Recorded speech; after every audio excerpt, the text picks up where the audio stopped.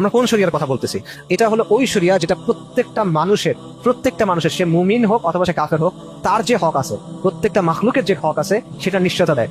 আপনারা এই ঘটনা শুনছেন যে আব্বাসি খলিফা মুতাসিম বিল্লাহর সময় একজন নারীকে সীমান্তবর্তী প্রদেশে রোমানরা ধরে নিয়ে গেছে, এবং সেই মহিলা তখন চিৎকার করে বলছে ওয়া মুহতাসিমা, যে হে মুহতাসিম, এরকম। তখন রোমানরা হাসতেছে যে তুমি কি মুহতাসিমকে ডাকতেছো?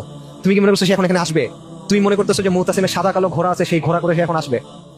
এই খবর যখন মুহতাসিমের কাছে পৌঁছাইছে, মুহতাসিম বলছে লাব্বাইক।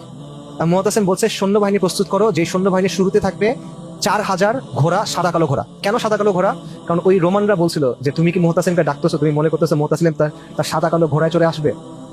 এই কারণে মুহতাসিম বলছে যে একটা বাহিনী পাঠাও, যে বাহিনীর শুরুতে 4000 অশ্বারোহী থাকবে, সবাই সাদা কালো ঘোড়ায় থাকবে, তাদের সামনে আমি থাকবো। আজকে আমাদের মুসলিম বোন বলেন, নর্মাল মুসলিম বোন বলেন, ভাই বলেন, তাদের জীবন, জান, মাল, সম্পদ কোনো কিছু নিরাপত্তা আমরা দিতে পারি না। কারণ আমরা আল্লাহ আজ্জা ওয়া জাল আমাদেরকে যে সম্মানের পথ দিয়েছেন সেটা ফেলে দিয়ে আমরা লাঞ্ছনার পথ, জিল্লতির পথ, অপমানের পথ ফলো করে যাচ্ছি।